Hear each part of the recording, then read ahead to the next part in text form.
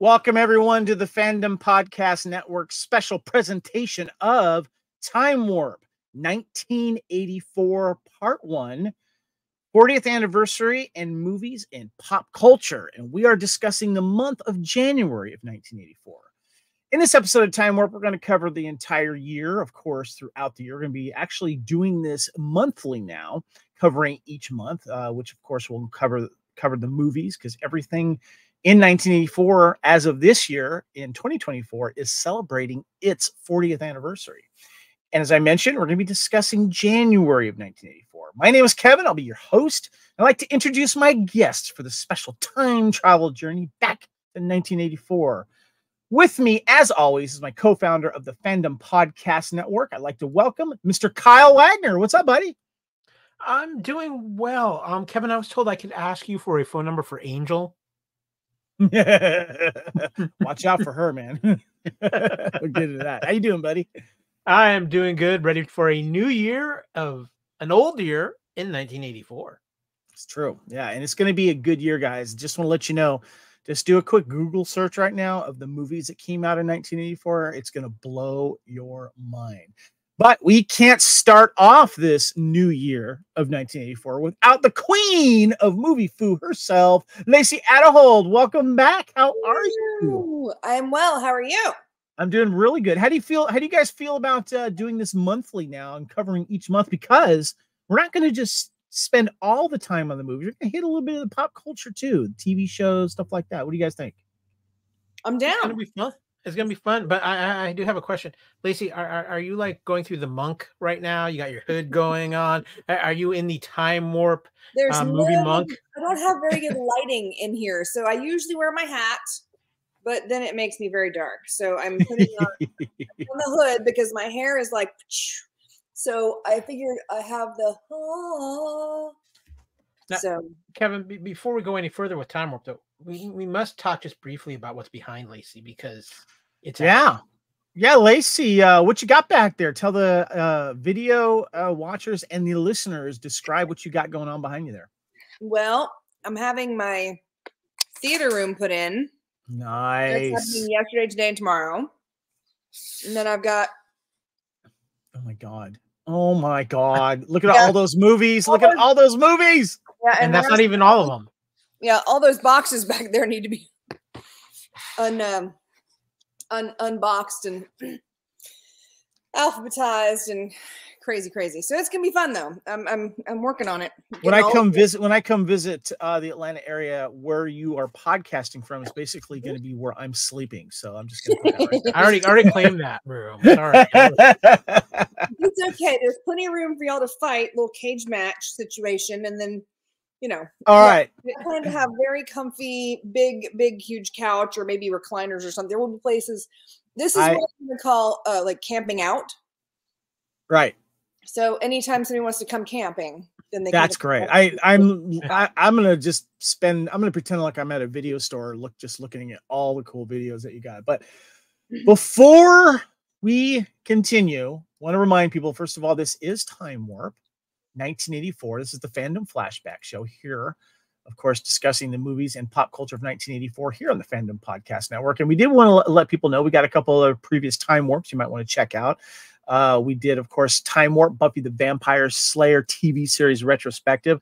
I'm still continuing my rewatch on this because I know, Lacee, when we did this podcast with my wife and you, Kyle, that you guys had already seen it recently. I have not. It's been a while. I'm on season 5 right now, and I'm really enjoying the series thus far. Season 5 is there's some big crossovers, some big changes. Yes. Yeah.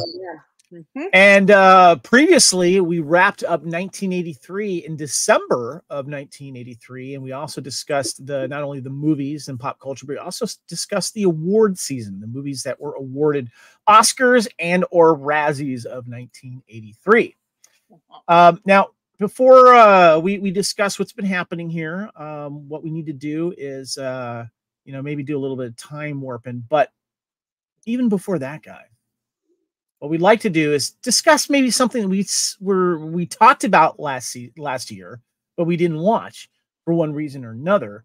And as we go into this, there's a lot of things that we do is we'll discuss a film and throw up some pictures and some details of of films that we haven't seen and maybe convince each other maybe we should or move on from it. And well, one of the films last year that I couldn't find, but then was recently released on Blu-ray, and I special ordered it. And Lacey, you have it as well. And that is The Man Who Wasn't There. Yes, look at that. We both have the same copy, and I have pictures up there of what that is. And this, of course, is a comedy, kind of action-y, whodunit, so to speak.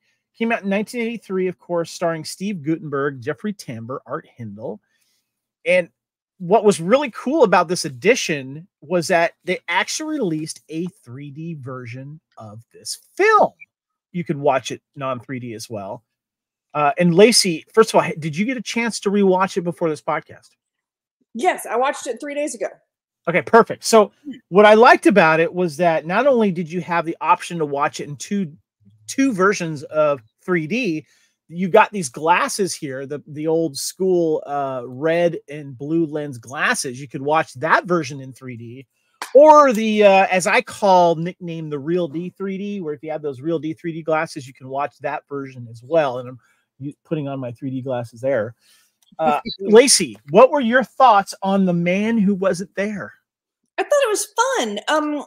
With the one exception of, in the 80s, a lot of times they would sacrifice plot points just to get to the happy ending. I think that he went from being late to his own wedding to sleeping with the bride's sister in like a day and a half, which is how long the movie takes. Right. And it's like, okay. Well, his wife really wasn't the right type of person for him. The whole I love you. I know I love you. Like that just kind of became like, okay, so you just switched up the other. Okay. A brief synopsis real quick. A State Department employee finds an egg-shaped device with a green fluid inside that makes the person who drinks it invisible. He finds himself being chased by foreign agents who want the substance. And and what I find interesting about this movie was why was it showing on television? Why wasn't it showing on cable or basic cable with maybe some stuff edited out? And I think I figured it out, guys. First of all, there's a lot of really clever 3D sight gags. There's a few scenes too that aren't very good. You can see the strings holding up stuff.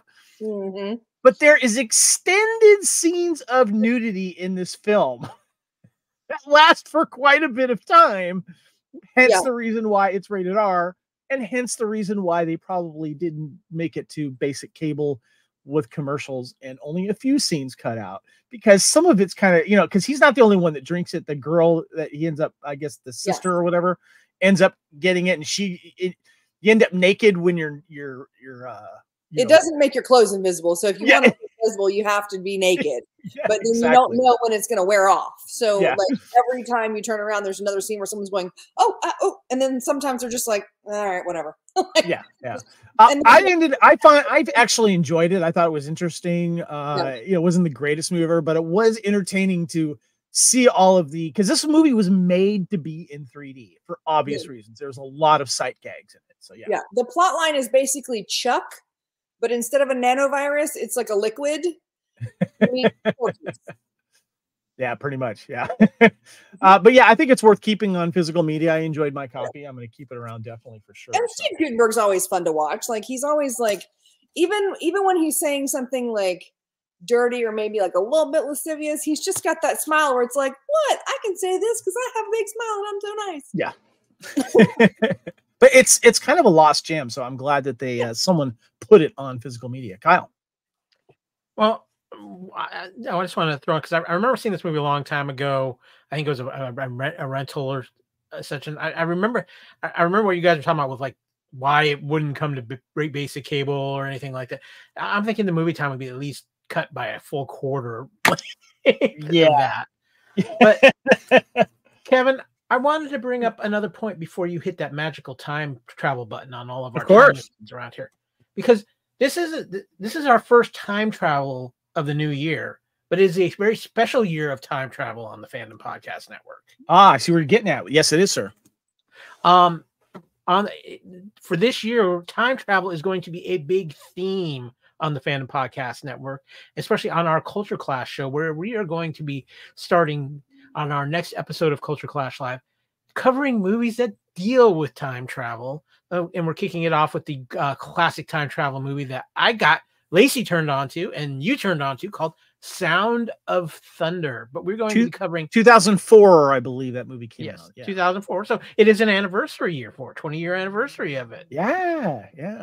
And it's so such the underrated gem. Like the cast alone was like, because I buy things because of actors. I'll follow actors and I'll just go through their list and buy everything they have because I love them.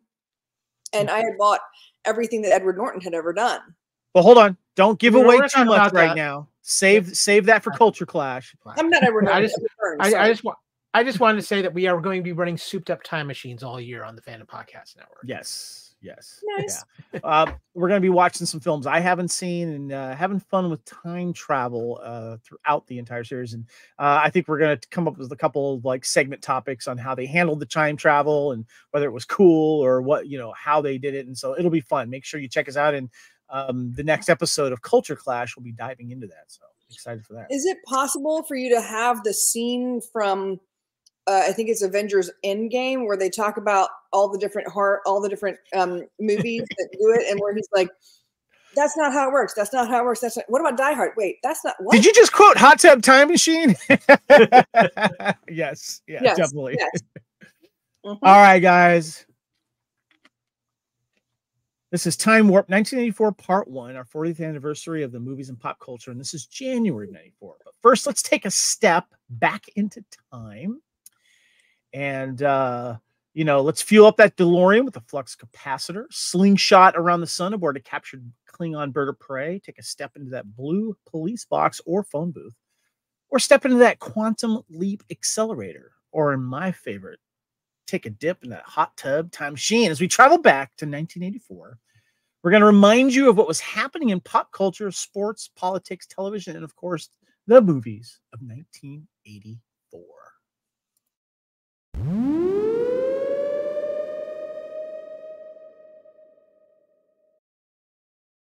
All right. What's happened in 1984? Apparently there was a movie called 1984, and we'll get to that later in the year. But what was going on? Some people were kind of going like, not sure if 1984 or Brave New World. We're going to have some fun talking about all the pop culture here. And back in 1984, stuff happened, World Series champions were the Detroit Tigers. NBA champions were Boston Celtics. Stanley Cup champions were Edmonton Oilers. A lot of cool toys and games. Care Bears, Cabbage Patch Kids, Charmkins, Get Along Gang, G.I. Joe. We'll get into that a little bit more, of course. But we also have some like average cost and stuff like that. We always love to talk about that. Your average movie ticket, guys, was $2.50.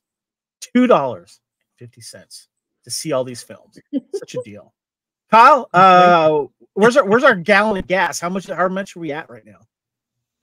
Well, here in Florida, it's about $3.15 a gallon. You're in the place where it's bad, my friend. Well, back in 1984, the gallon of gas was $1.10. It's slowly starting to go up a little bit. Yeah. So, and your average cost of a new house was about $86,000. Average monthly rent was about $350. And then we get into a little bit of world news. Of course, our president was Ronald Reagan. Vice president was George S.W. Bush.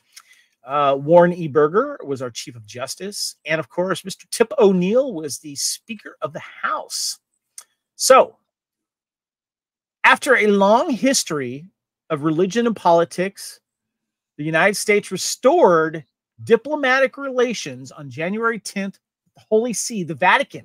I didn't know that was didn't know they were having, at odds at that time. Didn't know that. But guys, there's something that happened that really shaped a huge part of my fandom. Kyle, you can just go sports ball, go. Yes, this is sports ball.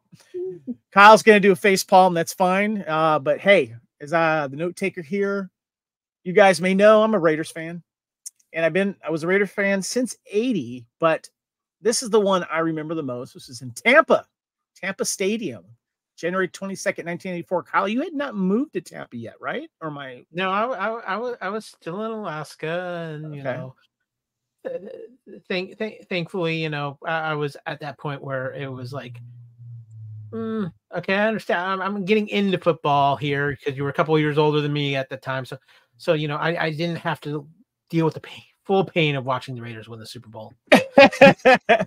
Well, the Raiders played the Redskins, who were highly favored in this. Lacey, yes, you had a question? And this is the last time the Raiders won the Super Bowl, right? Correct, which is very painful to remember. Thank you for bringing that up. In other words, this is Kevin just trying to remember the last glorious time of being a Raider fan. Darn right, darn tootin'. But this one was special for me because my favorite Raider of all time did one of the most famous runbacks for a touchdown, and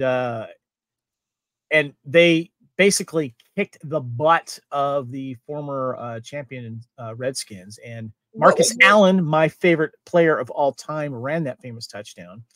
And I did want to mention too, actually, the cover of Sports Illustrated showed Jack Squarick shocks the Redskins with his interception. And I just want to say rest in peace, Jack, because he just passed away this month, actually.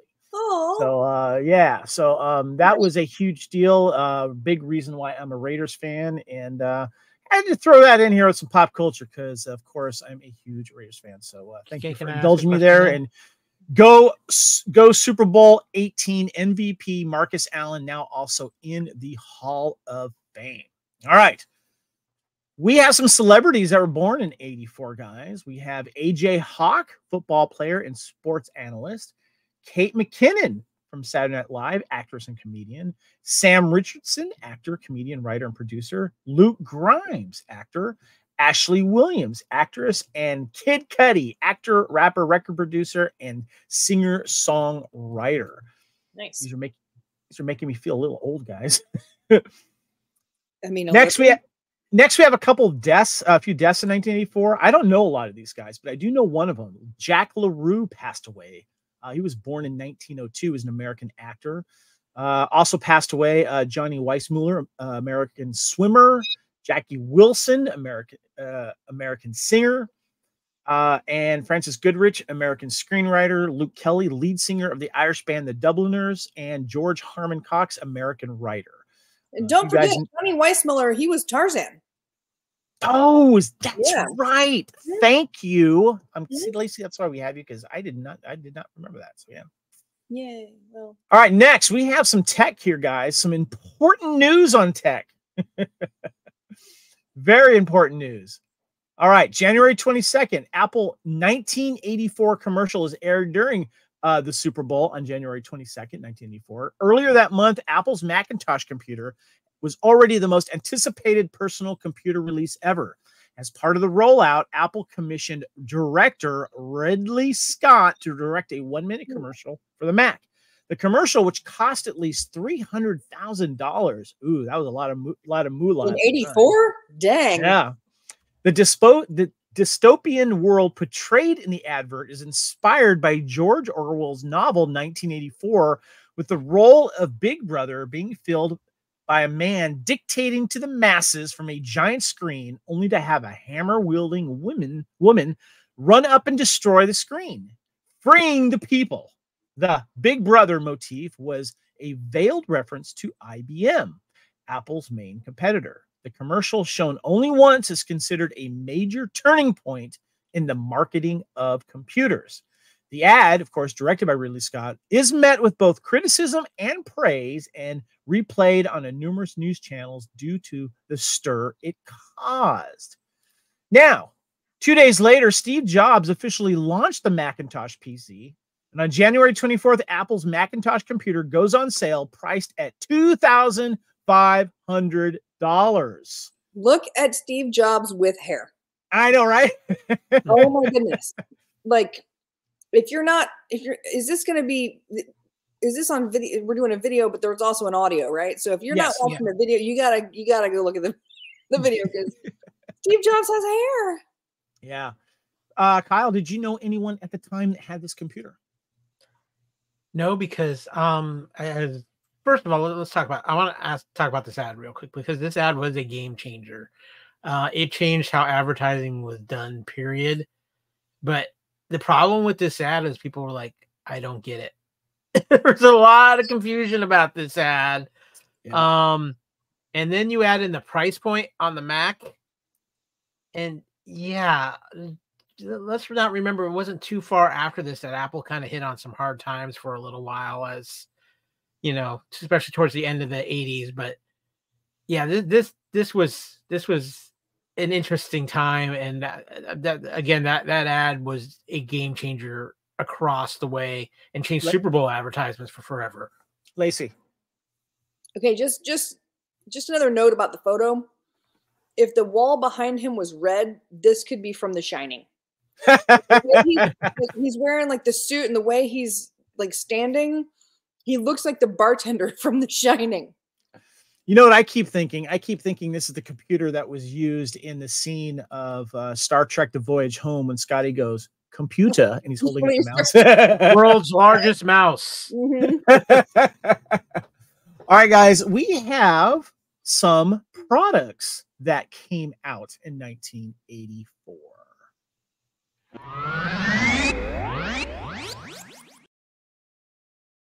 I remember these very well. The first one is the Abdominizer, and then we had the Adidas Forum. The simple little Abdominizer. Abdominizer. Yeah, you would hold it and then kind of like hold your legs up, and then you'd rock back. And I remember seeing these in thrift stores like all over the place. Lacey? Yeah, from now on, when we do photos, let's put something in the photo for size, because I thought that was we're going to go with athletic supporter.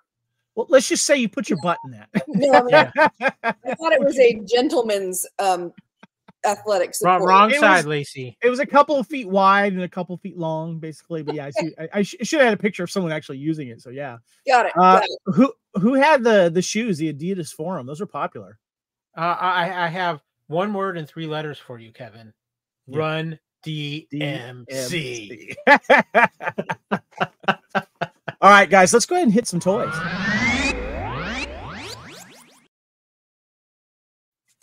Totally tubular 80s toys. Kyle is ready for this one here, and I'm going to let him talk about the first one. Toys introduced in 1984, Transformers Generation 1. Now, Kyle, before you go deep into this, I do want to mention something.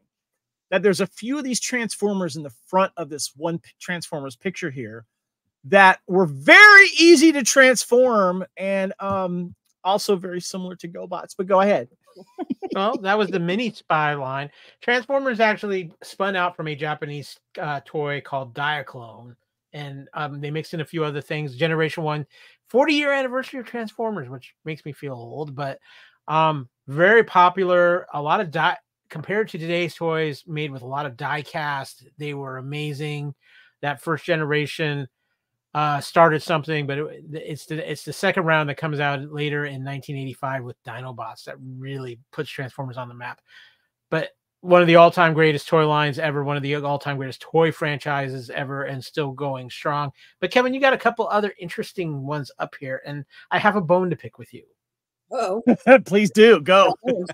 Okay. As a kid, I was always into anything robotic, so I was a big fan of the Stariars. And they were very cool toys, had wind-up mechanisms in them. Their arms and legs came off, and you could change pieces on the different robots. But Kevin, there were so many cool-looking Stariars, and you took like the worst one ever made. Hey, what's wrong with Destructor here? Destructor is showing his stuff. He's got the little spinny, like, with knife gold thing. He's holding his arms up. I mean, he looks pretty cool. Come on, he's got little explosions behind him. Go find some images of other Stariars, and you'll be like, even the battle platform was awesome looking on that. And then, of course, finally we have Superpowers, which this was an interesting time for comic book hero toys because you had the Superpowers line tied in with Super Friends, kind of the end of the run of Super Friends, and they had little action things. But Marvel was also putting out their own line of action figures called Marvel Superhero Secret Wars, and they were kind of going, head to head with each other, but the Superpowers line had the action movements, so it kind of got the edge there. Finding these in mint condition, they're worth quite a penny. I know. Yeah. My favorite was the Flash, because he instead of having to punch, you squeezed his arms and his legs went. I remember that. All right. One of my favorite segments, of course, of this is when we hit the pop culture, but more specifically, the music and the music news. Lot of huge hits in 1984. We got some music news, of course.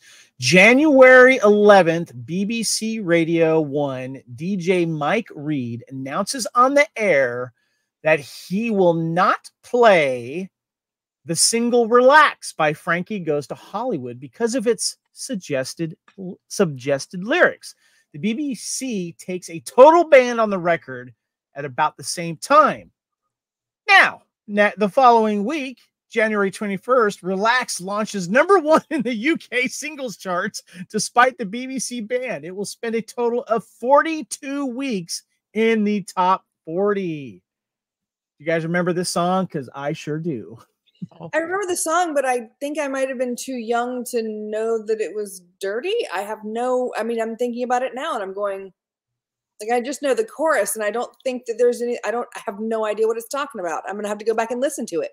Yeah, well, we're not going to say what it's talking about here on this show, but yeah, go back and listen, Google the lyrics and you'll get an idea there. Okay, that's Kevin, this goes back to the classic music history thing. If you ban it, it just makes it that much more popular. This is very true. Also, too, guys, Duran Duran was taking off. We'll touch on that a little bit more in the next episode. But January 17th, the Sing Blues Silver Tour continues on to Japan and North America as Duran Duran becomes the first act to utilize live video cameras and screens at their show. They break every existing merchandise record during this tour. And this is a picture I have of Duran Duran for this tour here. And it says at the beginning, behind the scenes action documentary, images and music from the 1984 American tour on video. Now still available on stereo VHS and hi-fi beta. Also available Dancing on the Valentine video and a performance album, Arena. On a personal note, guys, if I wanted to talk to any girl, even like whatever, I had to somehow know who Duran Duran was. And I pretended to be a Duran Duran fan so I could talk to a couple girls. But it ended up working out in the long run because I actually like Duran Duran and they're awesome. So, yeah. Now, this was huge news, guys. It was all over the news. January 27th, Michael Jackson's scalp is burned during the filming of a Pepsi commercial, and he is admitted to the hospital. Around this time, Jackson also releases the title track from his album Thriller as the LP's final single. Kyle, this was huge. And the fact that he's still wearing like that famous like sequins glove, and you would see like behind the scenes footage of what was happening. This was a big deal at the time, Kyle. This was a very big deal. I mean, this was huge news everywhere. I mean, this opened the nightly news. What's interesting about this too is this is the moment where a lot of people feel like this is maybe where Michael Jackson started to noticeably go off the rails a little bit. The plastic surgery started big time after this, and yeah. So this is a very interesting point in history, but was an absolutely huge deal. Michael Jackson was by far the biggest act in the world at this point. The king of pop. Lacey, do you remember this event? Oh yeah. Wasn't it? I feel like it was Haley Eisenberg in the commercial with him. The little girl, Jesse Eisenberg's sister. Yeah, at least one of them. I don't know if she knows. This was the one that he was with the rest of his brothers in it. I don't remember. He had done several commercials and she was in it, but I don't think this was the one that she was in. I could be wrong. But this was the one that had the Jacksons in the background, Jackson 5, and yeah. So if I remember correctly, I could be wrong. I have no idea. I thought it was, because I remember later. There was a scandal kind of situation where they were like, "Well, we got enough footage, so we'll just make they cut the commercial anyway." Yeah. And I remember there being like kind of some snippy opinions about that because, you know, someone was injured during the situation, you know, whatever. Yeah. All right. Continuing on with music, the top songs of 1984, the Billboard Hot 100. And we like to pick a few to discuss as we're going to be doing this monthly now. So at 100 through 93, we've got Yamo Be There, James Ingram and Michael McDonald. 99, Rock Me Tonight, Billy Squier. Number 98, When You Close Your Eyes, Night Ranger. 97, Magic, The Cars. 96, Major Tom, Coming Home, Peter Schilling. 95, New Moon on Monday by Duran Duran. 94, On the Dark Side, John Cafferty and the Beaver Brown Band. And number 93, Undercover of the Night by the Rolling Stones. Kyle, what a couple of these are your favorites? You like these? Ground Control to Major Tom. That's always a great one, but come on. On the Dark Side, Kevin. Eddie and the Cruisers, man. Eddie and the Cruisers, man. Yeah. Yep. What about you, Lacey? Got a couple favorites here? Same. The only two that I actually recognize are On the Dark Side and Major Tom. But I mean, I don't even know the other 5, 6 that are there. I'm familiar with all of these. Major Tom by Peter Schilling is kind of a little hidden gem, but it's very catchy.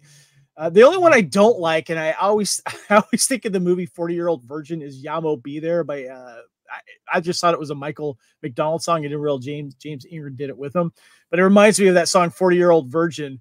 And who is it? Ant-Man himself. Paul Rudd. Paul Rudd's like, if you're gonna play Yamo Be There one more time, I'm gonna Yamo burn this place down. Because they kept playing that song because it was like at a store like Best Buy. Yeah, always playing the same stuff on the screens all the time. So it was very, very, very funny. Okay. Let's hit some TV, guys.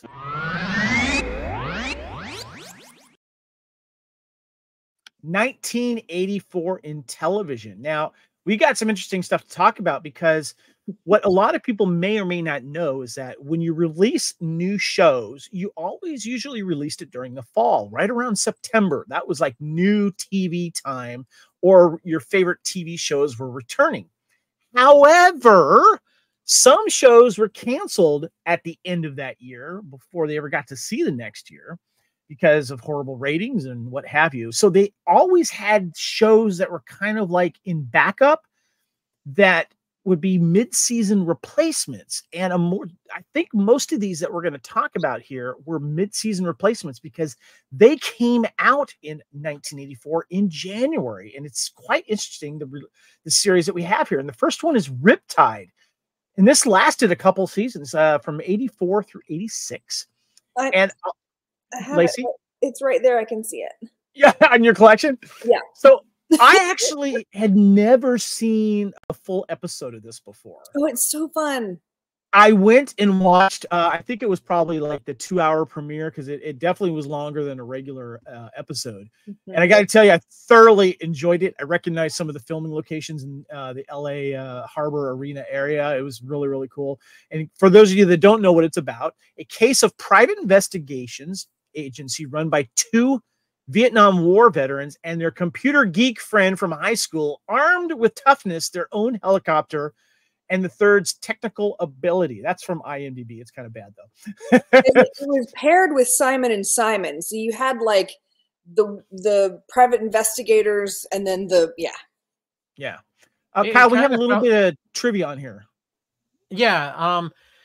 This is one of 3 TV series that are partly influenced by the success of the theatrical movie Blue Thunder, like Airwolf in 1984 on CBS and Blue Thunder in 1984 on ABC. Riptide initially featured prominent use of a helicopter, whereas those other 2 instances portrayed super slick high-tech choppers, the Riptide helicopter, the Screaming Mimi, was clunky and old and had trouble just staying in the sky. Prominent featuring of the helicopter was somewhat dropped later in favor of more standard private eye car chases and such, aka they had budget cuts. By the way, their helicopter is freaking awesome, and I want one, and I want to live in it.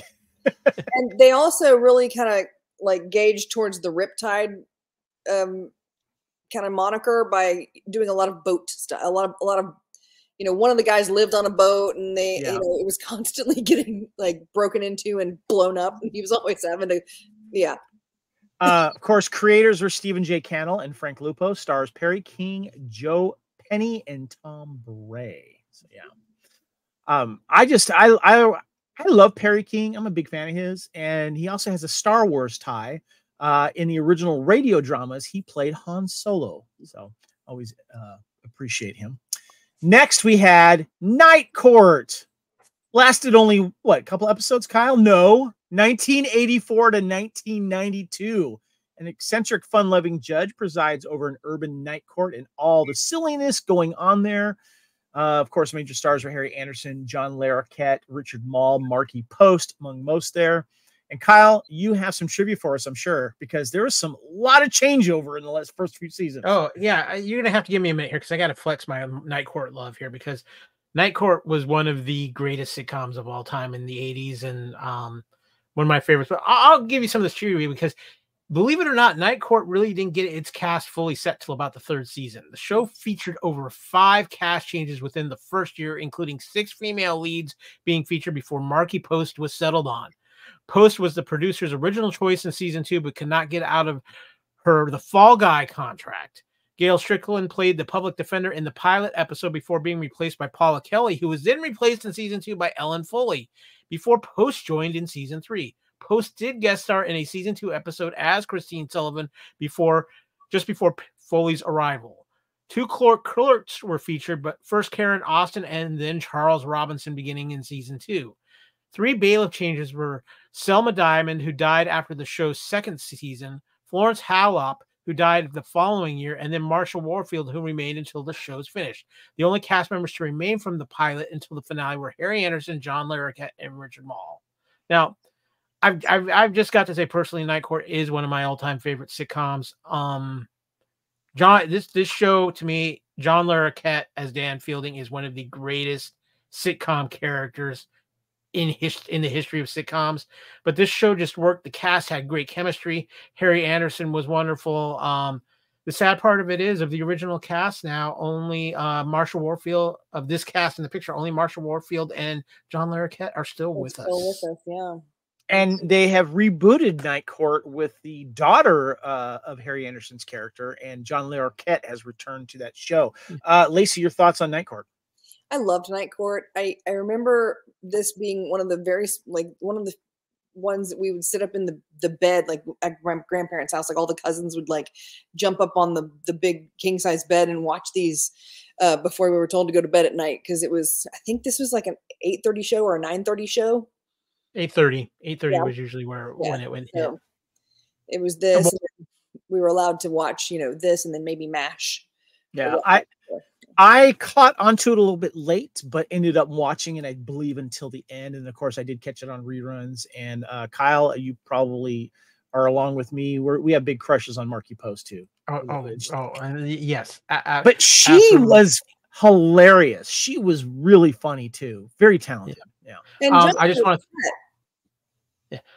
to throw out the remake that's going on. You were talking about you playing Melissa Rauch from Big Bang Theory plays Harry Anderson's daughter in the remake, and she's actually personally responsible for it getting made. She's one of the executive producers on the show and really pushed for it. Oh, that's cool. Lacey, what did you just say? I didn't hear you. I mean, I was just going to say that, John Larroquette could make anything interesting. I mean, he's got such a crazy and varied career. Yeah. Most people just think that he's the funny guy. I mean, he was the voiceover in Texas Chainsaw Massacre. Yeah, he was the narrator. The narrator or whatever. Like he's done all kinds of weird stuff. And his turn in Blind Date is one of the funniest things I've ever seen. Yeah. So real quick, you talk about John Larroquette. He said in an interview he basically did the voiceover for Texas Chainsaw Massacre for a bag of weed. Nice. All right, guys. Next, we've got Blue Thunder. These are, of course, films making it to TV adaptations. Only lasted 11 episodes, guys. Premiered on January 6th. And Blue Thunder is an advanced prototype police helicopter and their ground support crew battle crime. Stars James Ferrantino, Dana Carvey. Yes, that Dana Carvey. Sandy McPeak, Dick Buckus, football legend, and Bubba Smith, football legend as well. While the series was canceled after 11 episodes, it was still bought by several overseas networks soon after its U.S. broadcast. And the JAFO acronym, Wonderlove's nickname used in the original film Blue Thunder, meaning just another effing observer, was changed in TV series to just another frustrated observer in order to avoid profanity. Guys, I never watched one episode of this. I don't know if I care. I'm not a huge fan of the film, as we talked about last year. Kyle, did you watch this? I think I've seen an episode or two in reruns. The problem was with Blue Thunder was it was absolutely killed by a show we're going to talk about here in a few minutes. Okay. Lacey, did you see Blue Thunder? I don't know that I did. I feel like there's so many helicopter things at one time. I feel like they all kind of mushed together in my brain because I was like 11 at this point, or 10 and a half. Well, you're not wrong, and we will touch on that shortly. This is 1984. Isn't this like the year, or maybe a couple years later, where Dana Carvey got SNL, right? Yeah. Maybe he took off from this and got SNL from it. Who knows? Yeah, possibly. Okay, guys. Next, we have one of my favorites, The Master. 1984 only, unfortunately, lasted 13 episodes. And it's about an aging American ninja master and his headstrong young apprentice as they search for the elder man's daughter, and of course, fight some bad guys. Stars Lee Van Cleef, Timothy Van Patten, and ninja martial arts master Sho Kosugi. Now, I want to show you guys something real quick as I remove the picture here, and I want to show you guys this. This is the Master television series, entire 13 episodes on DVD. It's also available on Blu-ray by KL, by the way. Check that out. Nice. But also, I found the VHS tape of The Master is available with 2 episodes, because the first episode guest stars a young Demi Moore. There you go. I bought this in Amoeba Records. Yeah, still kept the sticker there, right there. And I watched the first 3 episodes again. It was kind of fun going back and rewatching that. Kyle, do you remember The Master? Oh, do I remember The Master? I love The Master. The Master was one of my favorite shows. But you know what killed The Master? The Master aired on Sunday nights. You know what else happens on Sundays? The NFL. So The Master never got a fair shake because it was constantly either being delayed or moved to another night that nobody knew about. And yeah, the Sunday night movie was very popular at the time. Yeah. I think they had was it 60 Minutes also on Sunday night? Yeah, it was tough. Wasn't the Disney Family Hour was on Sunday nights too, right? Yeah. The Master would come on usually like 9 o'clock or so, but yeah, it was so good. And I think if it was actually to come out in this day and age, it would probably be highly successful, but it tried to capitalize on 80s ninja, and the network just didn't ever get. You got fireflied, as I like to call it. When I was watching the first 3 episodes, I kept getting distracted because I was trying to. It was very easy to point out when Lee Van Cleef was replaced by his stunt double. And or speaking of, you have some trivia on this, Kyle. Yeah. Sho Kosugi also doubled as Lee Van Cleef's stunt double on a few episodes that he was not featured or did not appear in, as he also handled the stunt work for the show as well. Kevin, one other thing about The Master. Might it have been the establishment for Highlander TV flashbacks? Because The Master had a lot of flashbacks in it. You know what? It's possible, because this stuff came out in 84 and Highlander came out in 86. So yeah. But there's one more piece of trivia there, Kyle, that I can contribute to doing myself. Okay. You got it? In the UK, the series shown late at night by some ITV broadcasters was blamed for a sudden interest in ninja throwing stars among teenage boys. In the mid-80s, teachers reported an upsurge in confiscating poor quality homemade stars made in metalwork classes. Kevin, I'm somehow thinking your throwing stars did not have the proper balance. No, but I did make illegal throwing stars in my metal shop, and we were told not to make throwing stars in metal shops. because it was very easy. You had the sheet metal and you had the sheet metal cutters. It was real easy. And yes, they were getting confiscated left or right. Now, Kevin, one other thing I want to bring up real quick about the Master. Timothy Van Patten was in it. I don't know how many children. It's neck and neck between Van Patten and DeLuise children in TV shows in the 80s and early 90s. I thoroughly enjoyed the first few episodes. I'm looking forward to going back and watching it. Lacey, have you seen The Master? Not a single episode. I really wasn't into the ninja thing when I was 10. So I don't, and from what you're talking about with the bad special effects or stunts or whatever, like, replacements and stuff, I don't know that I will. I feel like it would require some nostalgia for me to enjoy watching it. So I don't know if it would hold up on first viewing 40 years later. So what you're saying, Lacey, is that I have the Blu-ray complete series, and I also have the DVD. So what you're saying is you don't want my extra copy of the DVD entire series if I were to offer. I feel like it would be wasted on me.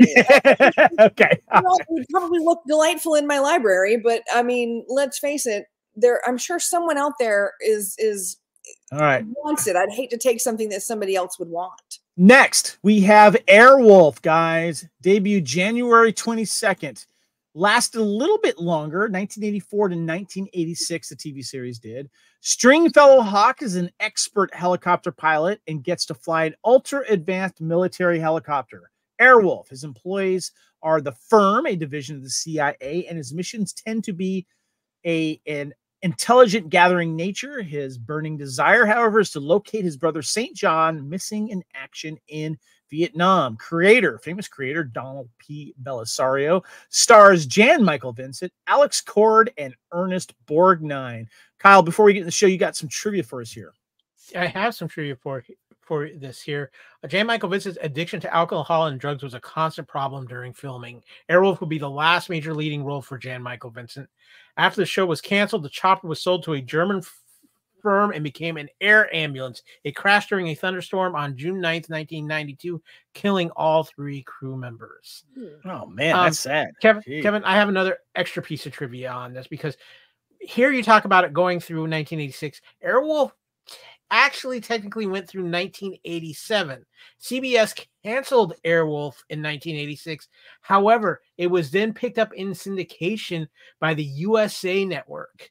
And they did a season 4 where in the opening episode, they killed everybody from the original Airwolf cast.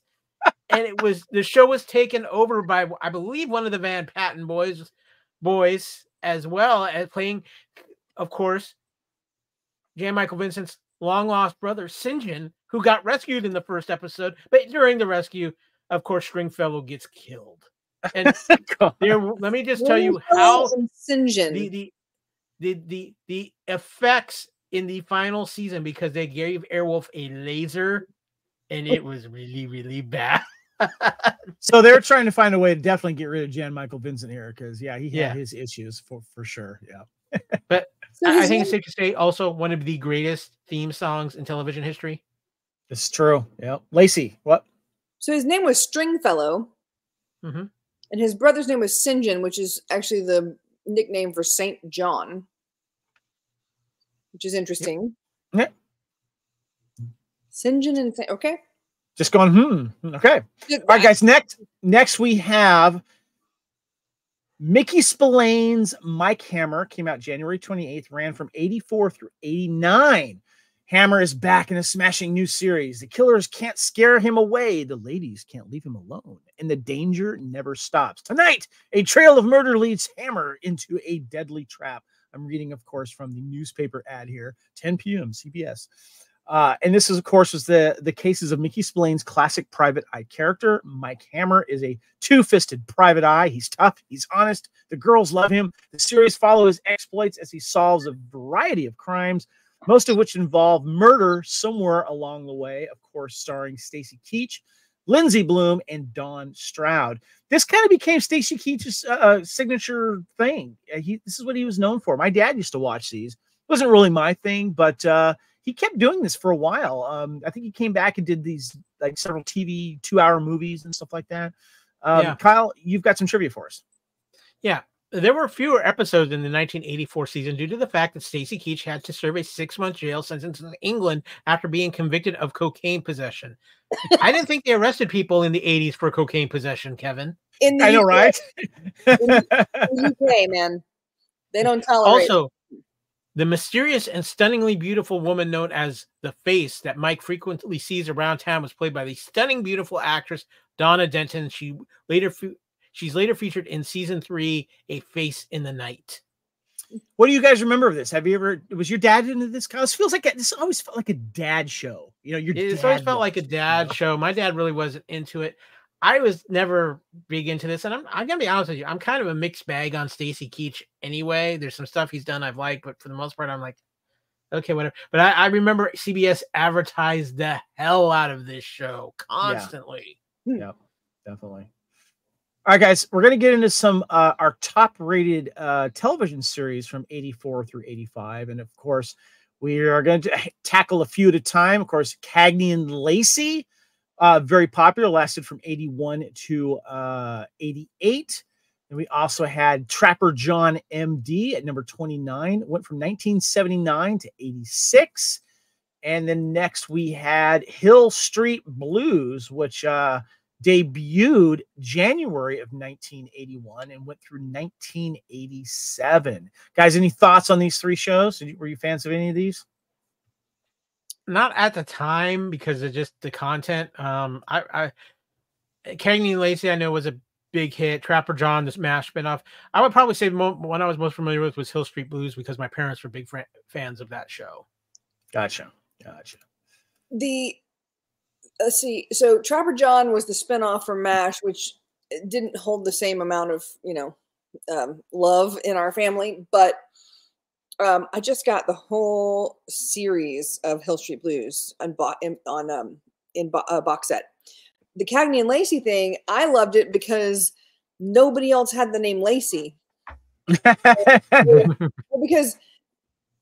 that was my middle name. My first name's Jennifer, and of course, everyone's name was Jennifer in the 1980s, like all of them.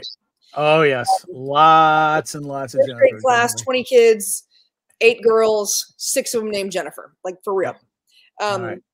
So the fact that there was someone named Lacey, I was like, ooh, that that's awesome. And then come to find out that's her last name, and I was like, oh. Anyway. It's fine. All right, guys, let's get into the main segment of the show. Let's talk about the movies of 1984.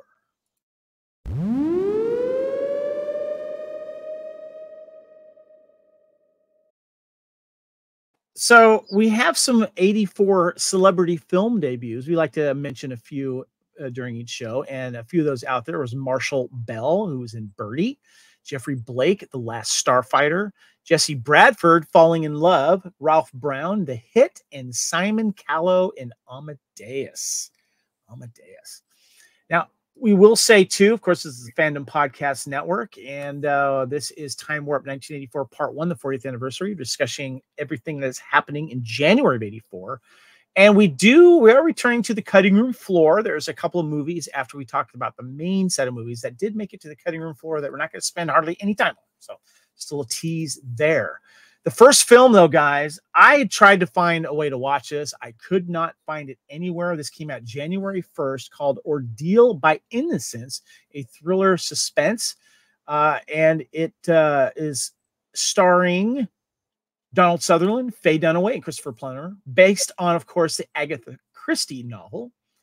Directors were Desmond Davis and Alan Birkinshaw. And it's the plot synopsis says, Dr. Calgary returns home from an expedition and goes looking for a hitchhiker whom he gave a lift 2 years previously in order to return the man's address book. He discovers the man has been executed for his mother's murder. Ooh. Lacey, I'm going to go to you first. Have you heard of this film? This also has a very young Ian McShane in it, too. I had heard of it. I hadn't seen it. And I remember looking at it and going, oh, yeah, I feel like I knew of it, but maybe from like a film school class or something like that, because obviously I wouldn't have noticed a an Agatha Christie movie when I was 10 years old. But I same as you, I tried finding it, and I mean, it's not streaming. I couldn't find it on. I think there was a VHS. No, there was a laser disc option. But it was like $400. Crazy, right? I was like, I don't know that $400 is worth the 7 minutes we're going to talk about this movie. Yeah, no, definitely not. Definitely not. Kyle, I know you got some trivia for us, and then let us know after if you've seen it or not. Well, on the trivia, the source Agatha Christie's novel is one of her favorites, of the one she had written along with Crooked House in 1949. Faye Dunaway is less than a year older than Sarah Miles, who plays her adopted daughter. And Faye Dunaway's performance is seen entirely in flashback sequences and is also completely in black and white because all the flashbacks are in black and white. One of the film's main posters features thumbnail photos of the cast, has Dunaway's pictures like the others in color. I'm like you guys. One, I had really never heard of this movie till I saw it in the notes, and good luck finding it. Mm-hmm. I'm sure it really happened. You know what, though? I'm looking at this poster. It is a Canon release. Canon released this film. Of course, we know more Canon for releasing really cool action movies and such. But yeah, it is a Canon release.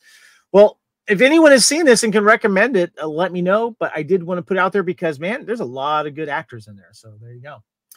All right, guys. Next, we have Angel, January 13th. Thriller suspense, made just over $17 million. I'm going to read from the poster here. High school honor student by day, Hollywood hooker by night. Angel, her two worlds are about to collide. It's her choice, her chance, her life. Molly, a high schooler, secretly earns a living as Angel, a street prostitute whose only family and friends are the ones she works with on the streets. She has to survive against a serial killer who is targeting people of her profession. This, of course, stars Donna Wilkes, Cliff Gorman, Susan Tyrrell, and Dick Shawn, directed by Robert Vincent O'Neill. Kyle, before we get into it here, tell us a little bit about the trivia. Donna Wilkes was 23 years old when she played the 15-year-old high school student prostitute. Rory Calhoun was, like his character, a former star of B Westerns.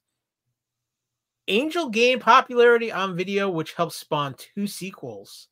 And not only did 2 straight actors, Dick Shawn and Susan Tyrrell, portray gay characters, but their gay characters were co-leads, endearing and non-cliche. Shawn plays a cross-dresser, which was rare during this time.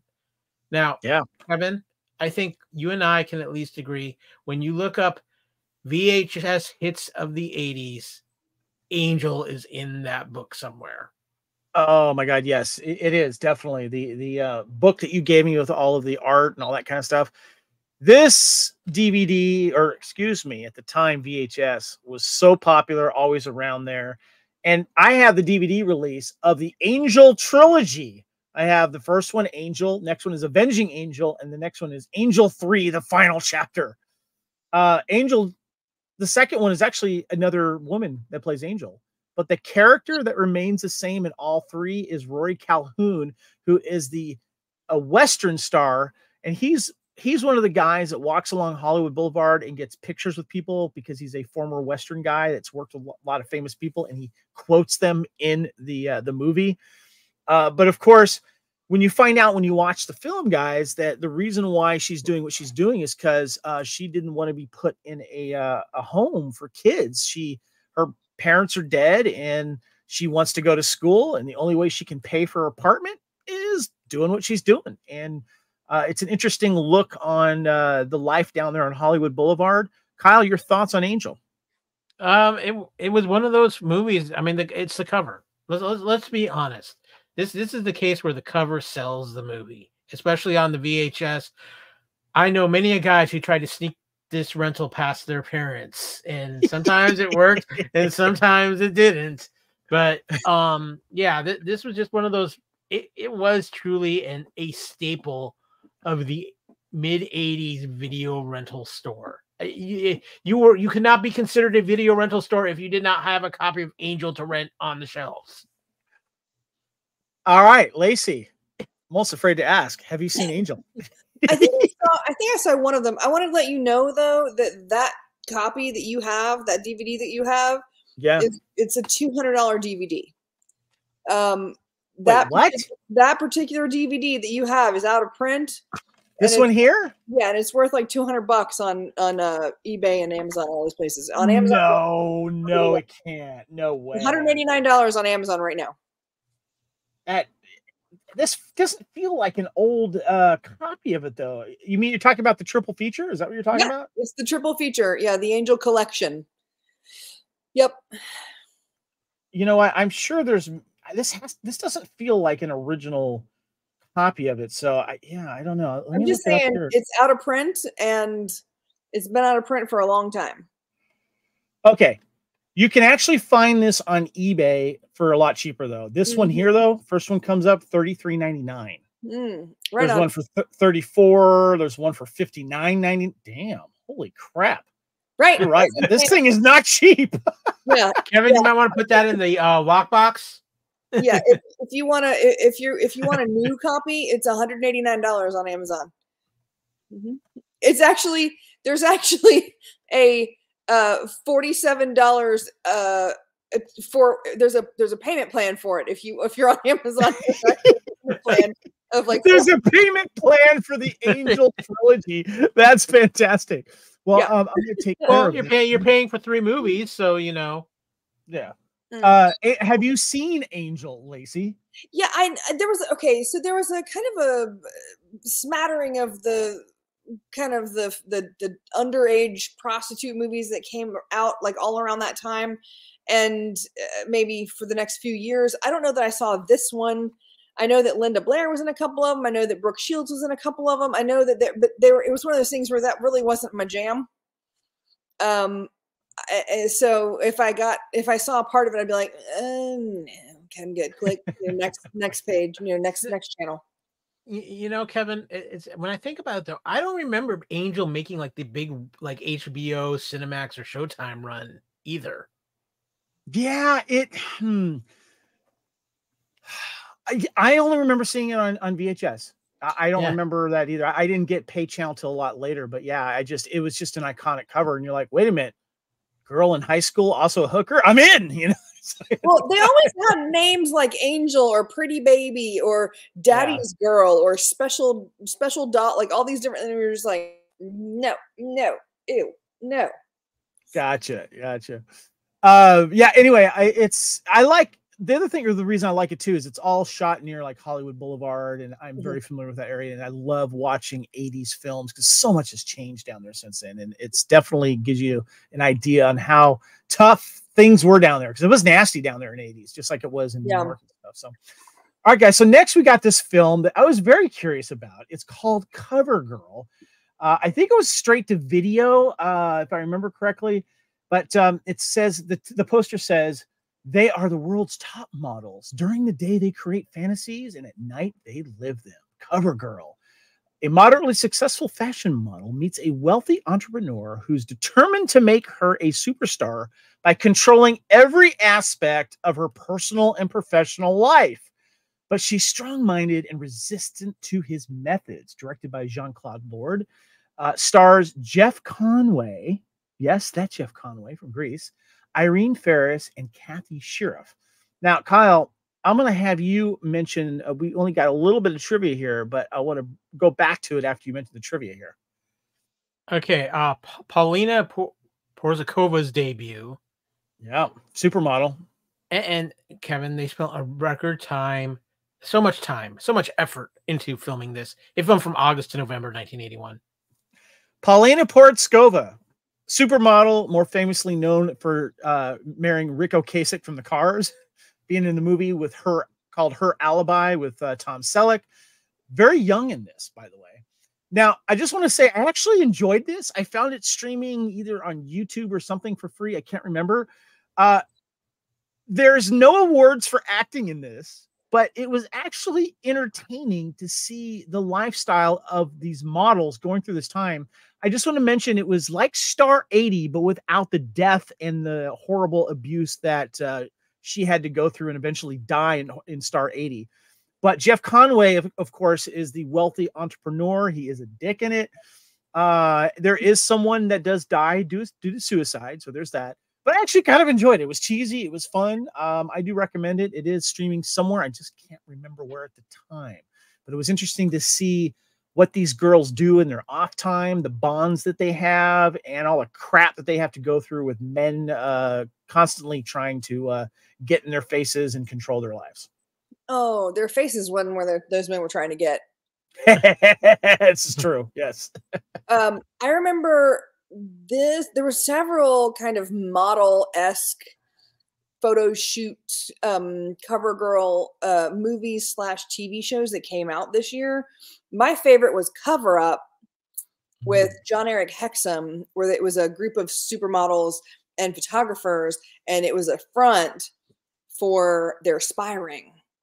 They were spies. When did that come out again? That sounds familiar. Late 1984. It was started in 1984, so it would be September of 84.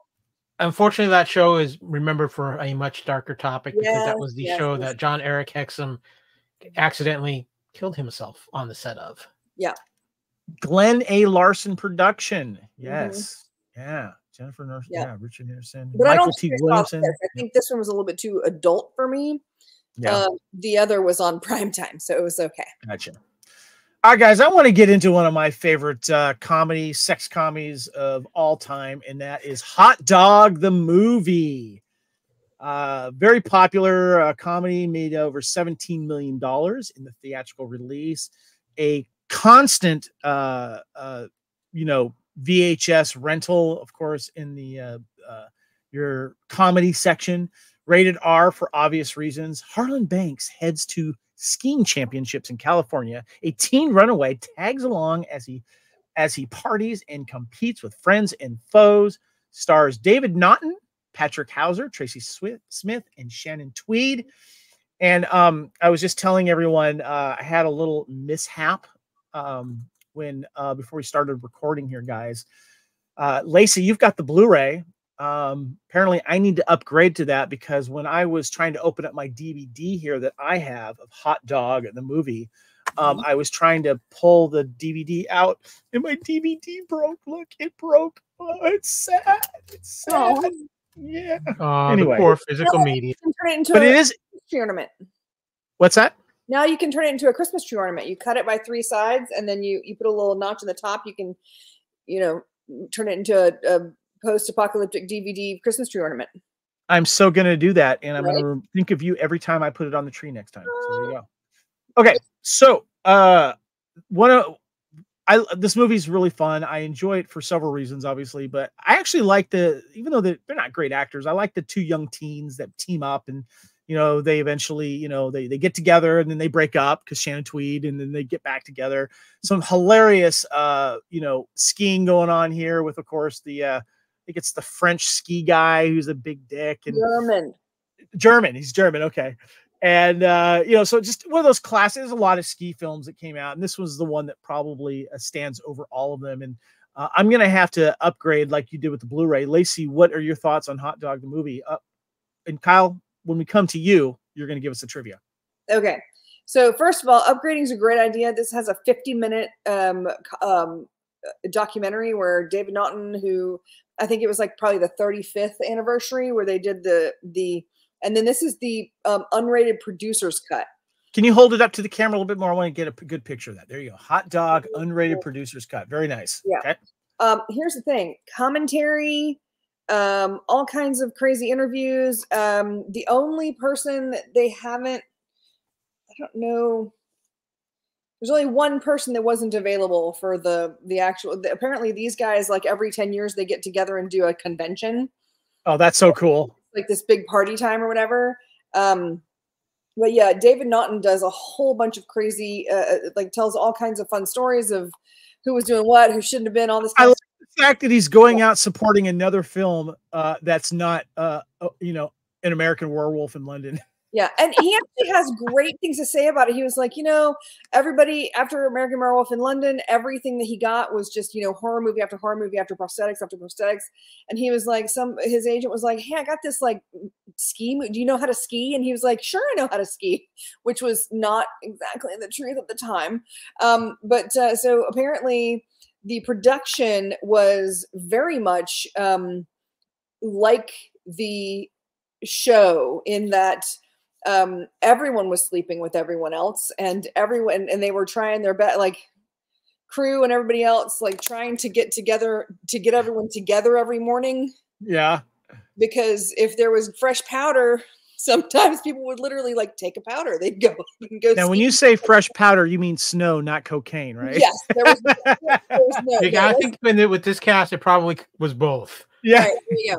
But yeah, he had nothing but great things to say about it. The commentary is very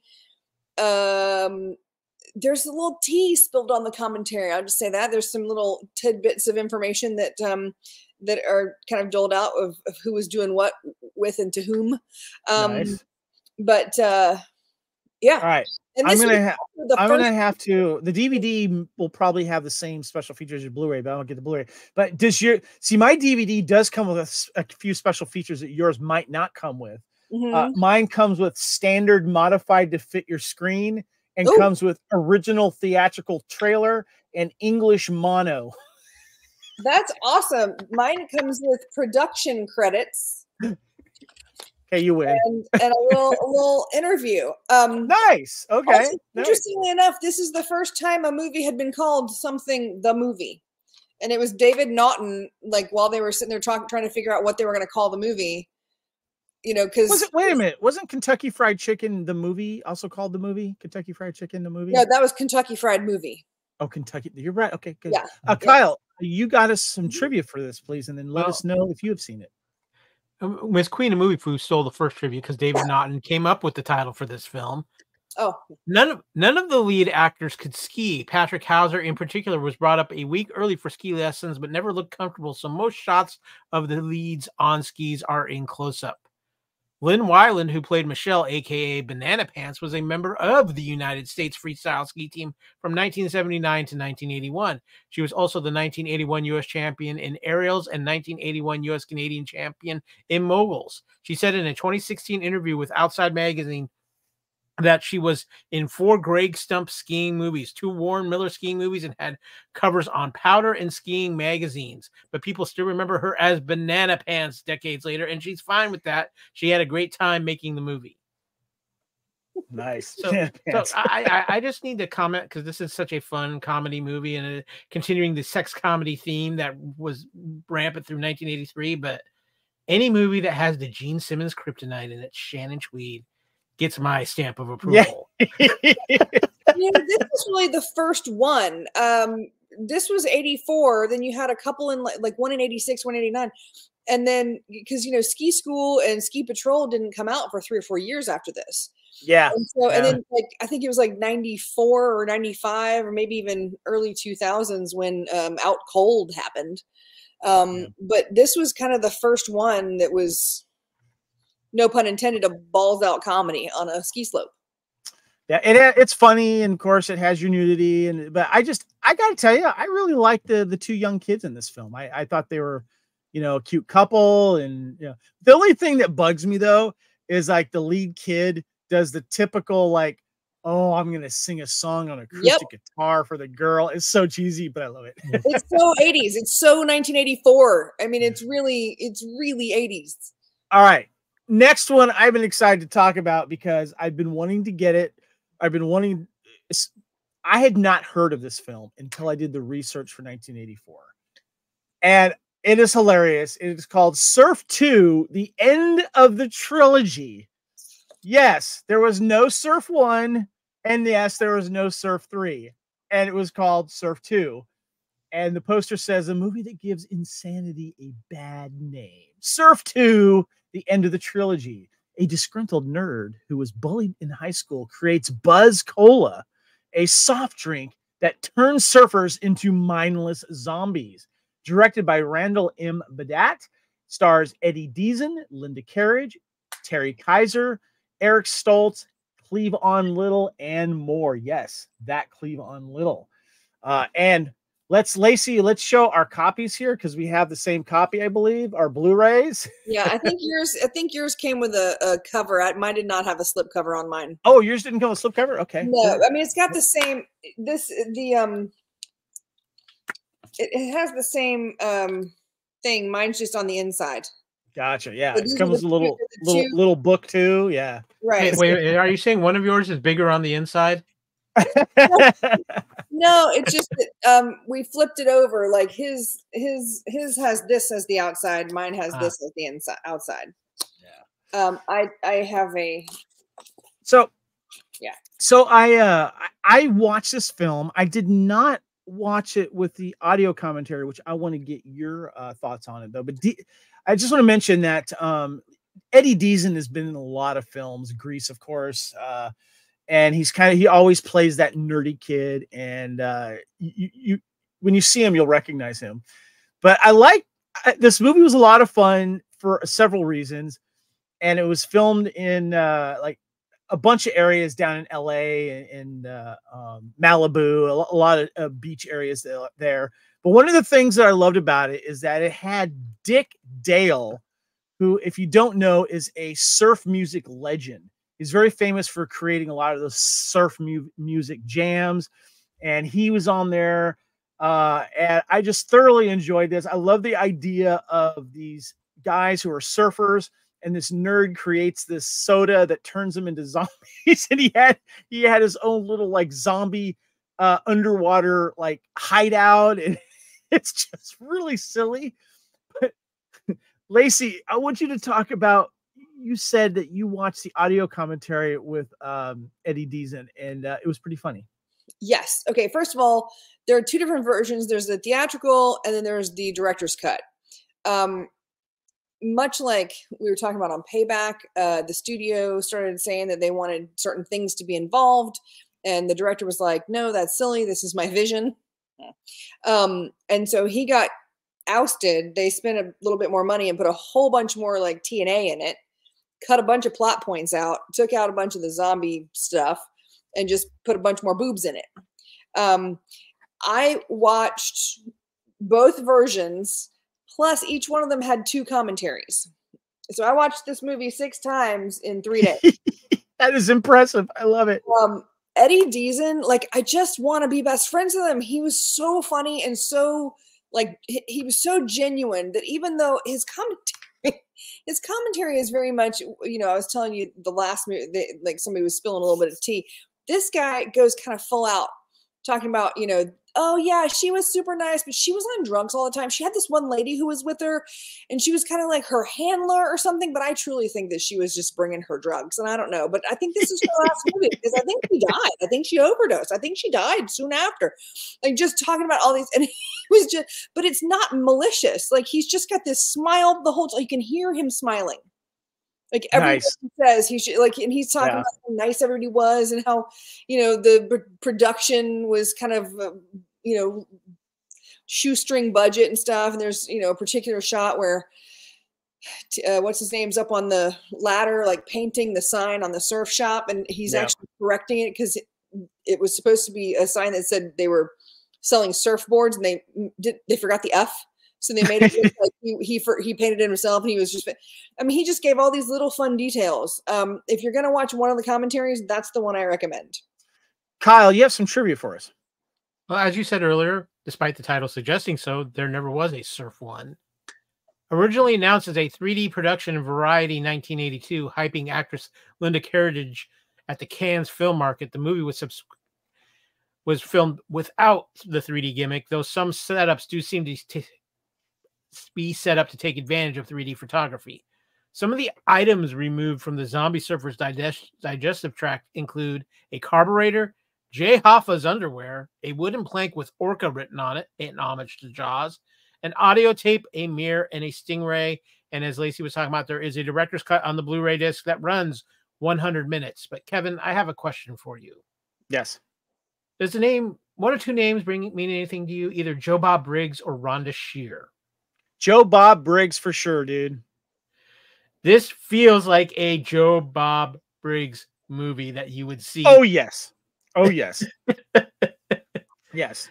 I did want to mention, I went down the rabbit hole because of one of the actresses in this film, because I've always had a little crush on her because she's always played like the girlfriend, or she's always played the one of the friends, and that's Corinne Bohrer, Bohrer. She has kind of like round cheeks, long blonde hair, and she's one of the girls in this, the girlfriends, and she's also gets turned into the zombie, one of the zombies at the end, and then he gets freed, of course. But I was like, I've seen her in so many things, and I was going like, I was trying to remember, like, I know she was in a television series, and she was probably more famous for what was it? She was Veronica Mars's mom in the Veronica Mars series. She also was Laura in Police Academy 4, Citizens on Patrol. She was in The Flash for an episode, but I remember her in this short-lived TV series because I watched it until they canceled the show from 89 to 90 called Free Spirit, and her name was Winnie Goodwin. She was an immortal witch, like Bewitched, reluctantly sent earthward to do pro bono work with a mortal American family. And she ends up becoming like the housekeeper, basically. And it's basically like the 80s/90s version of Bewitched. But this series is more famous for, it stars Allison Hannigan before her Willow character in Buffy, and she is one of the daughters in this. So yeah, and I ended up going on and because of this darn movie Surf 2, I ended up watching like 4 or 5 episodes on YouTube of this series called Free Spirit because she's just really cute. She's very funny. She's very sweet, and I might have crushed on her a little bit. So there you go. I always just remember her as Bobcat Goldthwait's girlfriend in Police Academy. Yeah. Yes. Yeah. Yes. The whole thing where they started like barking or growling at each other, and I was just like, "Oh, what?" And I believe she married Booger in Revenge of the Nerds 4. She was in that. I think she was like the girlfriend or something like that. If I vaguely remember. So yeah. Anyway, highly recommend it. Thumbs up for me. Lacey, what do you say? Definitely something to watch. Let's manage expectations. We'll just say that. Yeah, just go in with low expectations and have fun. But definitely, if you're gonna watch it, do the commentary, man. After you watch, like, listen to the commentary because Eddie Deason is hilarious. Yeah, that's my next thing that I want to do with that for sure. So, all right, guys. Next, we have the Buddy System. This came out January 20th of 1984. Only made just under $2 million. And the poster says, one day, 11-year-old Timmy decided his mother needed a playmate, the Buddy System. A quiet school truant officer, Joe, uncovers a young boy's attempt to fake a residential address and gets involved romantically with the boy's mother. The truant officer waffles between a sadistic relationship with his on-again, off-again girlfriend and the mother of this kid. And this stars Richard Dreyfuss, Susan Sarandon, Nancy Allen, and a young Will Wheaton, guys. I can't find this damn movie anywhere. I tried to watch this. It kind of feels like a Parent Trap situation, so to speak. Kyle, you got some trivia first. Why don't you go into that first? I do have some trivia. Actor Richard Dreyfuss would later play the grown-up version of the film's Tim Price, Will Wheaton's character in Stand By Me. Actor Will Wheaton received an introducing credit despite having appeared in television productions dating back to 1981, doing voice work in the animated movie The Secret of Nim, and appeared in the feature film Hambone and Hilly. The picture was originally scheduled to open in the summer of 1983, according to an article published in the 6th November 1983 edition of the Los Angeles Herald-Examiner. However, the 20th Century Fox studio deferred its release stateside until late January 1984, with the movie opening on about the 20th of the month. That kind of delay, are we sure there wasn't some kind of strike? Yeah, I know, right? Is that it, Kyle? Is that for the trivia? That is it for the trivia. All right. Lacey, have you heard of this, the Buddy System? I remember seeing this movie when I was a kid. Like, I remember seeing this maybe, I don't know, like TNT or TBS or something, like one of the like channel 46 or 13 kind of things. But yeah, I do remember seeing it. But after that, like, I can't tell you anything about it. Like, I remember it's like that one Gary Coleman movie that I know I saw that I can't figure out the name of. You know what I mean? Like, there's always that one Will Wheaton movie that I know I couldn't figure out the name of, and then I saw this and I was like, oh, that's that movie. Like, I remember that. Okay. Yeah. Yeah, this is one I can't find anywhere. I just found, like, it was a trailer, I guess, for it and stuff like that, but it wasn't playing anywhere. Yeah, I want to see this. I want to see Will Wheaton trying to set up these people. I thought that was kind of cute. So yeah, Kyle, do you have something else? No, I'm like you, Kevin. I haven't been able to find this movie. So yeah. All right. So the buddy system, guys, help us find it. We want to check it out. Next, we have Scandalous. Only made about $500,000 in the theater release. A comedy about adultery, blackmail, murder, and other indoor sports. An investigative reporter follows an espionage story, goes to London and gets involved with murder, scam artist, and rock concerts. Directed by Rob Cohen. Writers Larry Cohen, Rob Cohen. Those names may sound familiar. Stars Robert Hayes, Ron Travis, E. Emmett Walsh, Pamela Stevenson. Kyle, what's some trivia you got? Trivia is that this was co-writer and director Rob Cohen and co-writer Larry Cohen's no relation, only movie collaboration. This was the first comedy in which Sir John Gielgud, I know I just John Gielgud appeared after winning a Best Actor in a Supporting Role Academy Award for Arthur in 1981. Usually known as a blonde, actress, comedian Pamela Stevenson sports 3 hair colors in this movie: black, blonde, and auburn. So I tried to find this movie on YouTube, but I can't find this movie, the whole movie anyway. But I'll tell you what, guys, you can watch the trailers for this, but there is a video on YouTube that shows like about 10 minutes of it. I believe it's from the beginning of it or a portion of it where John Gielgud meets up with Robert Hayes in punk outfits at a Bow Wow Wow concert. For those of you who don't know who Bow Wow Wow is, more famous for I Want Candy, the cover they did with a very young singer at the time. And if you were anywhere near MTV, that video was very popular. But you actually get to see like a whole song of their concert live on stage, which was actually pretty darn cool. But I couldn't find the rest of this movie anywhere. But I just found it interesting that the Coen brothers did this film. And I'm a fan of Robert Hayes. I kind of want to see the rest of this here, especially John Gielgud being dressed up as a punk. I thought was very funny. Lacey, have you heard of Scandalous? No, I believe these are different Coens though, because didn't you just say they weren't related? Yeah, they're not related. This is not the Coen brothers. Not the same Coens. They sure sound like it. I don't know that I saw this, although when you say John Gielgud in like wearing like punk rock attire, like I know I saw that. Oh, Rob Cohen, by the way, he's the one that has done the action films like Dragonheart, XXX.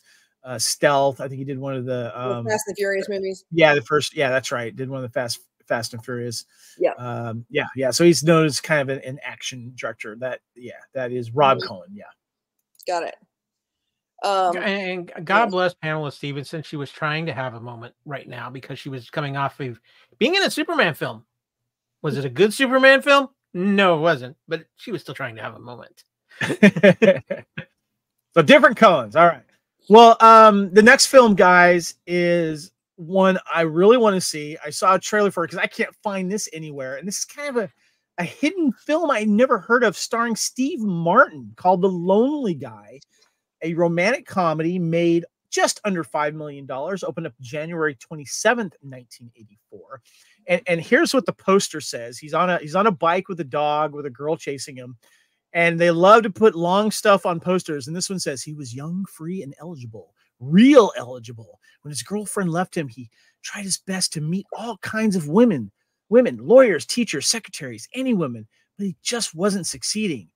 He was still lonely, so lonely he wrote a book about it. And then things began to change. He became successful and famous. Larry was an overnight sensation, but he was still a lonely guy. And just when he thought he'd never find the girl of his dreams, she found him.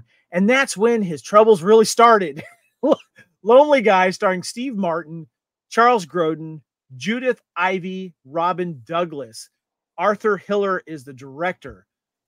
Can't find this movie anywhere, guys. Before we talk about it, Kyle, what is... Oh, she's got a Blu-ray. What the hell? Where did you find that? Amazon.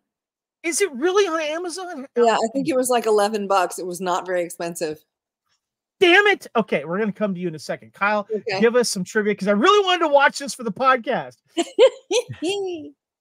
Steve Martin claims that he and Charles Grodin improvised 30% of their dialogue. I completely believe that. Charles Grodin appeared in this movie without his toupee. In an early film role, actor Andy Garcia appeared in the film uncredited. And finally, the scene depicted on the film's main American movie poster, that of Steve Martin riding on a two-seater bicycle with a dog, is not actually seen in the movie. False advertising. All right, so let's go to Lacey here because apparently she's seen the film because she found the Blu-ray. Yes. Give us your thoughts on Steve Martin in The Lonely Guy. Because I just tell you right now, the trailer looked funny. Okay, so Steve Martin is hilarious as always, but I gotta tell you, man, Charles Grodin, his character, like, there's a point because the whole concept is that, you know, anytime a man gets dumped, he's a lonely guy because it's always the women doing the dumping. It's a very there are very specific lines drawn in gender roles. Anyway, so Charles Grodin, I mean, he's such a lonely guy that he invites Steve Martin to his house for a party. And when Steve Martin shows up, everyone else at the party is like stand-up cutouts of like Dolly Parton and, you know, Telly Savalas, you know, these like those cutouts that you there is a, I don't know if you want to go with like trigger warning, but suicide is a heavy influence in this. Like apparently, like every time there's a newscast on in the background, it talks about how X number of more lonely guys have jumped off the bridge. Oh, geez. And at one point in time or another, both Steve Martin and Charles Grodin are on that bridge about to jump. But let me say, Judith Ivey she steals the movie. She's absolutely hilarious. She's just, I can't even say anything without ruining it. I know it's 40 years old, but I'm going to maintain the spoiler free because I know you haven't seen it and you want to. Okay. I need to ask your opinion on this. Okay. I have it up on Amazon right here. Yep. The Blu-ray is $17.49. Okay. There's only 15 left in stock, or the DVD $9.99. Which one should I get? There are no special features on this. DVD it is. So that's the only thing. And honestly, I don't know even if there are special features on the DVD. For me, if it's usually I'll go in and whichever one's cheaper if there's no special features. So they must have been running a sale because I think it was $11 when I got it. Okay. All right. Gotcha. A couple 3 weeks to get. Well, I got it, I think right at Black Friday, so maybe they were having a sale a little bit back. Kyle, have you heard of this film at all? I've heard of the film, but I've never seen the film, and it's one of those things too. This is pretty early for Steve Martin, but there needs to be at some point here a Charles Grodin conversation because I still believe to this day he is still way underappreciated. And I know there's a lot of people out there who are big fans of him, but he is an iconic 80s actor, especially in that early 80s when you start talking Midnight Run and things like that. But yeah, haven't seen this, heard of it, but haven't seen it. But I feel that way about a lot of Steve Martin movies. There's a lot of Steve Martin movies I've heard of, but I don't necessarily have seen them. Right. I would say Charles Grodin would probably be a good one to do like a retrospective on. He's done some really interesting stuff and a lot of different types of things. He's a classic actor. I mean, I think he is underrated, Kyle. I really do. His role in the movie Dave with Kevin Kline. Oh, love that movie. He's only in it for like 8 minutes or something. He is absolutely fantastic. It's hilarious. Oh yeah, definitely.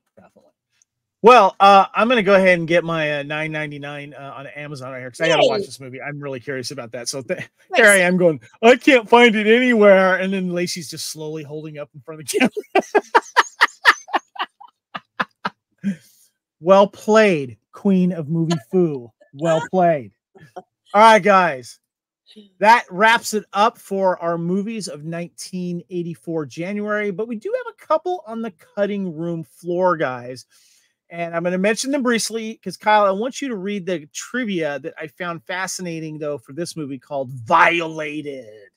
Violated is an actress in New York City that goes against a group of gangsters who are abusing her party girl friends, starring J.C. Quinn, John Hurt, and Daniel Balin.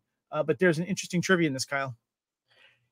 Yeah, first let me make sure I get my neuralizer out because I'm gonna have to make everybody forget this after I say it because I'm sure he would like for us to all forget about it. Future Men in Black director Barry Sonnenfeld worked on this movie as the additional photographer. There you go. Hey, everybody's got to start somewhere. Yeah. I mean, it's not a movie I want to see, but that's okay. And then next we have Slayground. Welcome to your funeral. Thieves run over a child while escaping after robbery. A deadly hitman who looks like to taunt his targets is hired to track them down. His name is Stone, I guess. Moves to England, but the assassin follows. Loosely based on Donald Westlake's cult crime novel. Director Terry Bedford stars Peter Coyote, Mel Smith, and Billy Whitelaw. So that's all I got for you guys. Can I ask you a question? You mentioned Peter Coyote. How are we feeling about Peter Coyote? Is he underrated, overrated, kind of like he is underrated. He is underrated. He is also more famous probably for the Keys guy in E.T., you know.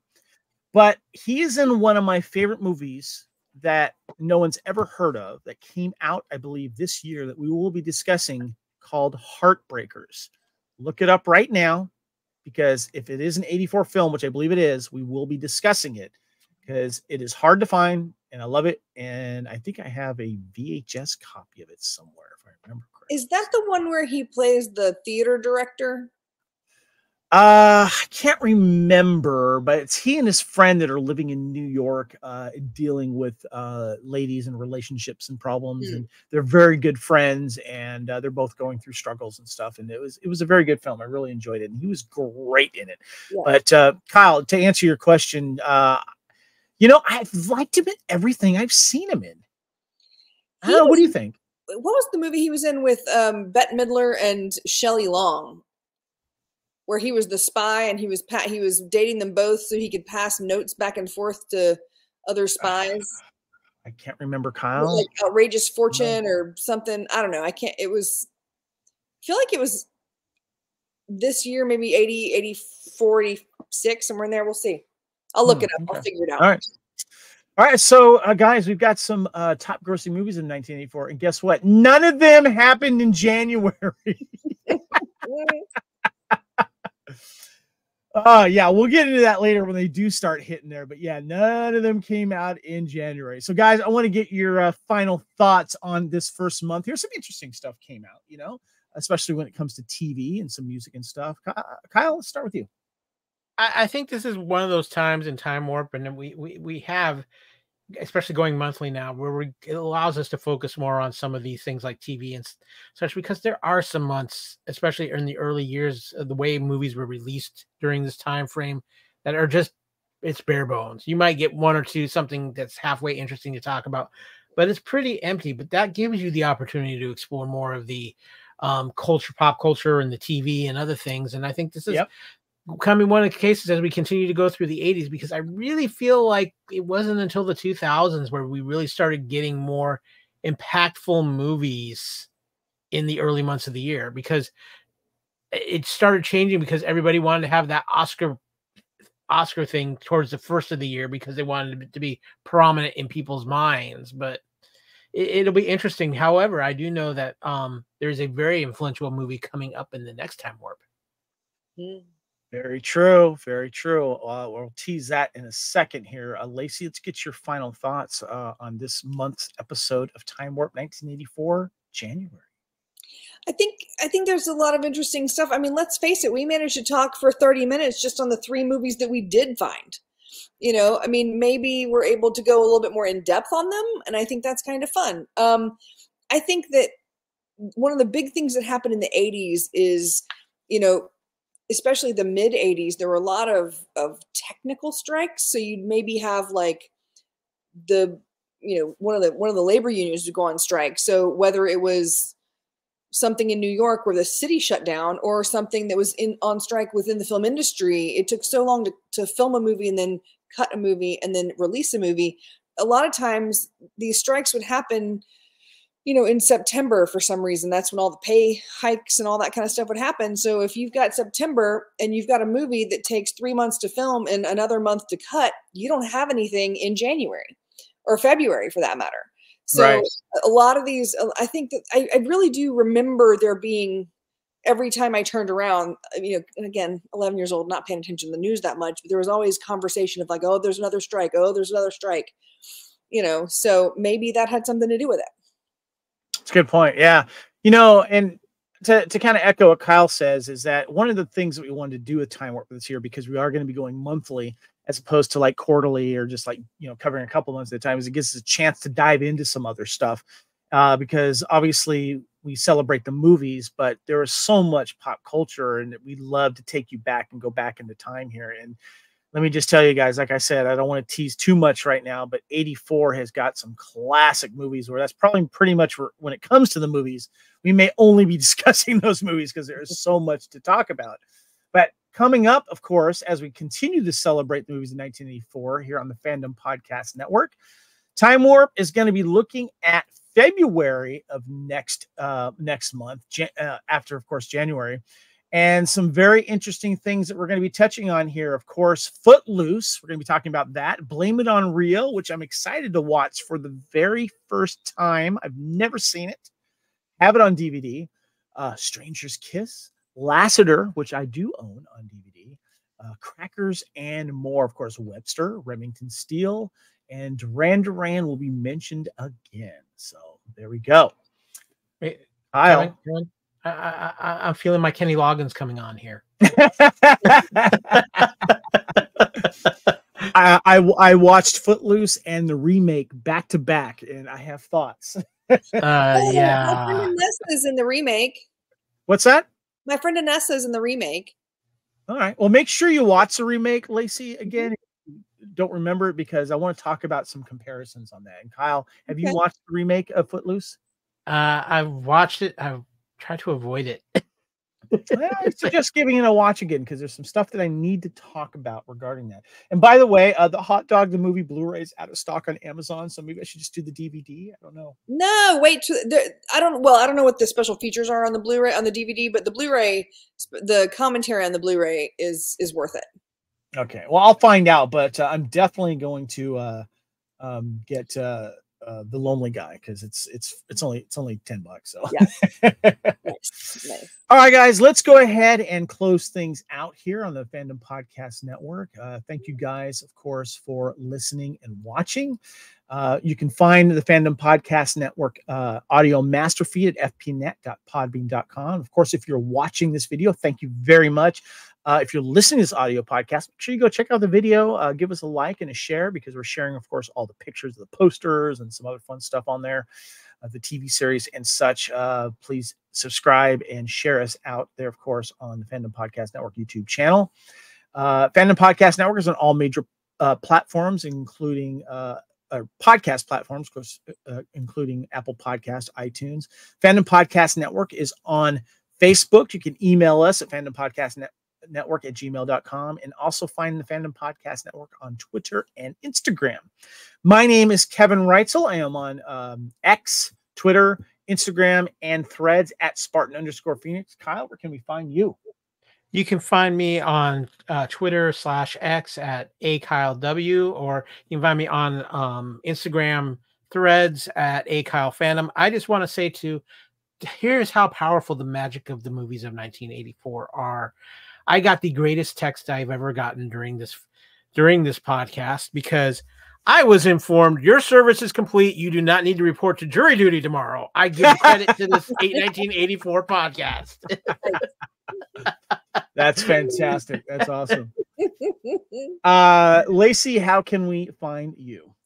Well, binoculars. I'm not very active on social media, but you can, I don't know, Facebook stalk me. I'm on X, I think it is. But most of the time I'm just on the podcast with these fellas. It's true. And we love you for it. Appreciate that very, very much. All right, guys. Well, I did want to mention too, Kyle, I got a text from my coworker because we did that hair metal super band draft that went over very well. We just released it today as of this recording, and he liked the concept so much he just texted me his hair metal supergroup band, and he was talking to it with his girlfriend, and she was so excited about it that he sent me her hair metal supergroup band. So people love the idea. Check out the podcast. If you're a big fan of that genre, it is, of course, on the Fandom Podcast Network YouTube channel. All right, guys. Well, thank you so much. Again, I would like to thank my guests, Lacee and Kyle. This has been Time Warp 1984 Part 1, the 40th anniversary of movies and pop culture, January 1984. And until next time, we will see you in 1984.